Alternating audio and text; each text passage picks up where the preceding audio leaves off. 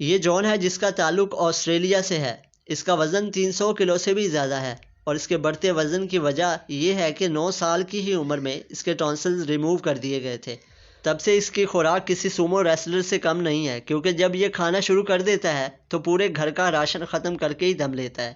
اس کا بڑھتا وزن اس کی زندگی کا سب سے بڑا مسئلہ تھا، تو جون نے ٹھان لی کہ وہ اپنا وزن کم کر کے ہی رہے گا، اور آخر کار اس نے یہ کر دکھایا. یہ جو ساتھ والی تصویر ہے یہ اصل میں ایک ریسلر کی ہے. اچھی ہے نا؟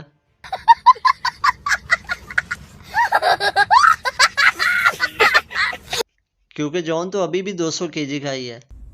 چیٹنگ چیٹنگ چیٹنگ کرتا ہے تو. السلام علیکم دوستو، میں ہوں آپ کا ہوسٹ عادل گلزار اور آپ دیکھ رہے ہیں ڈیلی ورثہ.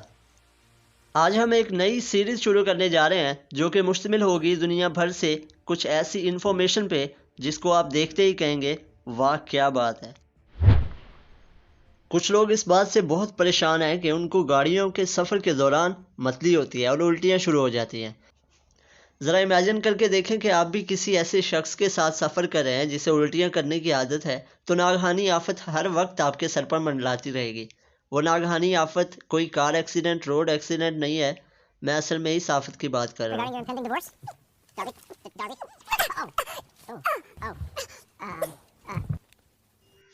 اور ممکنہ طور پر بس کے کنڈکٹر کا ریئیکشن کچھ یوں ہوگا. اس سجن کو کیا تکلیف ہے بھائی؟ زیادہ تر لوگ عام طور پر نارمل ہوتے ہیں، لیکن سفر کے دوران یا آخر یہ ایسی حرکتیں کیوں کرتے ہیں، آئیے اس کی وجہ جانتے ہیں. دراصل سفر کرتے ہوئے چکر آنے یا الٹیاں آنے کی وجہ یہ سمجھی جاتی ہے کہ سفر کے دوران دماغ کو جسم کے مختلف حصوں سے متضاد معلومات ملنا شروع ہو جاتی ہیں اور دماغ ایک طرح سے کنفیوز ہو جاتا ہے. جب ہم پیدل چلتے ہیں تو ہماری آنکھیں، ٹانگیں، پاؤں، بازو اور کانوں کے اندر موجود بیلنسنگ سسٹم سب دماغ کو یہ اطلاع دیتے ہیں کہ ہم حرکت میں ہیں. اس کے برعکس اگر ہم بس میں سفر کر رہے ہوں تو آپ کے کانوں کے اندر موجود بیلنسنگ سسٹم دماغ کو یہ بتا رہا ہوتا ہے کہ آپ حرکت میں ہیں، لیکن آپ کا جسم دماغ کو یہ بتاتا ہے کہ بھائی آپ تو کچھ نہیں کر رہے، آپ تو ایک سیٹ پر بیٹھے ہوئے ہیں. تو سین کچھ اس طرح ہو جاتا ہے کہ متضاد سگنل سے دماغ غالباً کنفیوز ہو جاتا ہے اور معدے کو الٹی سیدھی ہدایات بھیجنا شروع کر دیتا ہے. لیکن یاد رہے کہ آپ کو چکر اور وومٹنگ صرف اس وقت آتے ہیں جب آپ تیزی سے تبدیل ہوتے منظر پر توجہ مرکوز کرنے کی کوشش کرتے ہیں. اگر آپ گاڑی کے پردے بند رکھیں اور باہر کے منظر پر توجہ نہ دیں تو چکر آئیں گے اور نہ ہی الٹیاں. اصل میں آنکھوں کا پردہ بصارت جسے ریٹینا کہتے ہیں، اور دماغ اتنی تیزی کے ساتھ امیجز کو پروسیس نہیں کر پاتے. اور جب آپ ذہن پر زور ڈالتے ہیں، یعنی کہ اپنے دماغ کو زیادہ سے زیادہ لیول سے آگے لے جانے کی کوشش کرتے ہیں، تو دماغ اپنی صلاحیت سے آگے جانے سے انکار کر دیتا ہے اور اس صورت میں آپ کا سر چکرانے لگتا ہے اور آپ کو الٹی آنا شروع ہو جاتی ہے. جو لوگ انٹرنیشنل شوز دیکھتے ہیں یا پھر انہوں نے کبھی کسی دوسرے ملک کا سفر کیا ہے تو انہیں جی ایم ٹی کا پتہ ہوگا. اصل میں G M T stands for Greenwich mean time. Greenwich mean time وہ وقت ہے جو زمین کی 0 ڈگری طول بلد یا میریڈین پر ماپا جاتا ہے. یہ قطب شمالی سے قطب جنوبی تک چلتا ہے. لندن کے نواحی علاقے گرینوچ میں اولڈ رائل آبزرویٹری سے گزرتا ہے. اس لائن کو 1884 سے گرینوچ میریڈین کہا جاتا ہے اور یہیں سے تمام زمینی طول بلد کی پیمائش کی جاتی ہے اور دنیا کے ٹائم زون کا حساب بھی یہیں سے لگایا جاتا ہے. 1972 سے پہلے اس وقت کو گرینوچ مین ٹائم کہا جاتا تھا، لیکن اب اسے کوآرڈینیٹڈ یونیورسل ٹائم یا یونیورسل ٹائم کوآرڈینیٹر کہا جاتا ہے. عام طور پر اگر آپ گرینوچ میریڈین کے مشرق میں کسی ملک میں ہیں تو آپ کا مقامی وقت جی ایم ٹی سے آگے ہے. مثلا پاکستان میں مقامی وقت جی ایم ٹی +5 آورز ہے. گرینوچ میریڈین کے مغرب میں مقامی وقت جی ایم ٹی کے پیچھے ہے. مثال کے طور پر نیو یارک کا مقامی وقت سردیوں میں جی ایم ٹی -5 آورز ہے اور گرمیوں میں جی ایم ٹی -4 آورز ہے.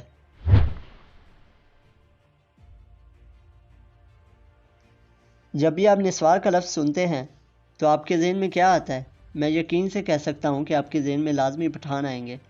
ہاں، میں اسی نسوار کی بات کر رہا ہوں جو پٹھانوں نے امریکی فورسز کو بھی چیک کروائی تھی. نو نو نو نو. A few moments later.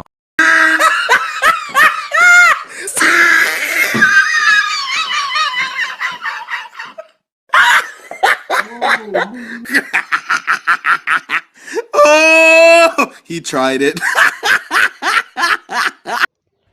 یہ اس لیے ہے کہ 99% لوگوں کا یہ ماننا ہے کہ نسوار پٹھانوں نے ایجاد کیا ہے، حالانکہ یہ سراسر غلط ہے۔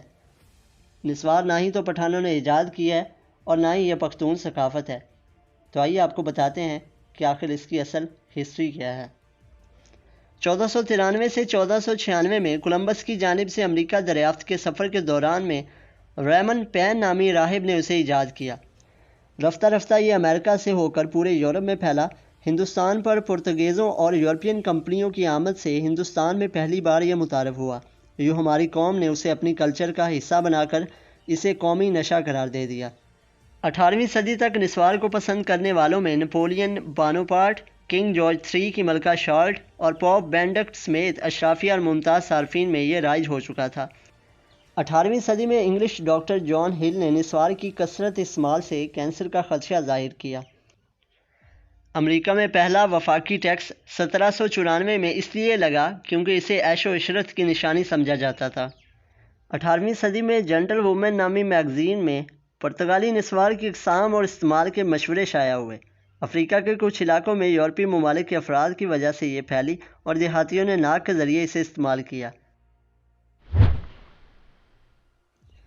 فرعون دور کی ٹیکنالوجی اور سائنس کی ترقی کا اندازہ کریں کہ یہ 7000 سال قبل 700 کلومیٹر دور لکسر شہر سے ہزاروں پتھر یہاں لائے۔ ہر پتھر 25 سے 250 ٹن وزنی تھا۔ یہ ون پیس تھا اور یہ پہلے پہاڑ سے چوڑائی میں کاٹا گیا اور پھر 700 کلومیٹر دور لایا گیا۔ یہ پتھر بعد ازاں صحرا کے عین درمیان 170 میٹر کی بلندی پر لگائے بھی گئے۔ قدیم مصری آرکیٹیکٹس نے 8000 سال قبل مقبروں کا ایسا ڈیزائن بنایا جو ہر طرف سے بند بھی تھا، لیکن بندش کے باوجود اندر سورج کی روشنی بھی آتی تھی، ہوا بھی، اور اندر کا درجہ حرارت بھی باہر کے ٹمپریچر سے کم رہتا تھا۔ ان لوگوں نے 8000 سال قبل لاشوں کو حنوط کرنے کا طریقہ بھی ایجاد کر لیا اور یہ خوراک کو 1000 سال تک محفوظ رکھنے کا طریقہ بھی جان گئے تھے۔ قاہرہ کے علاقے جیزہ کے بڑے ابراہم میں 23 لاکھ بڑے پتھر ہیں۔ ابو الہول دنیا کا سب سے بڑا ون پیس سٹرکچر ہے اور یہ لوگ جانتے تھے شہد دنیا کی واحد خوراک ہے جو کبھی خراب نہیں ہوتی۔ چنانچہ اہراموں میں 5000 سال پرانا شہد نکلا اور یہ مکمل طور پر استعمال کے قابل تھا۔ یہ لوگ تو واقعی کمال کے تھے، بس ان میں ایک خرابی تھی، یہ متکبر تھے اور اللہ تعالیٰ کو تکبر پسند نہیں ہے۔ چنانچہ یہ پکڑ میں آ گئے اور یوں عبرت کا نشان بن گئے اور رہتی دنیا تک ان کو عبرت کا نشان بنا دیا گیا۔ تکبر سے بچیں، عاجزی اختیار کریں۔ خالی ہاتھ ہی آیا ہیں اور خالی ہاتھ ہی جانا ہے۔ وہاں کی فکر کریں جہاں مال و اسباب، رشتہ دار، زر زمین کچھ کام نہیں آئے گا۔ اللہ ہم پر اپنا خاص فضل و کرم فرمائے اور قیامت کے دن کامیابی عطا فرمائے۔ آمین یا رب العالمین۔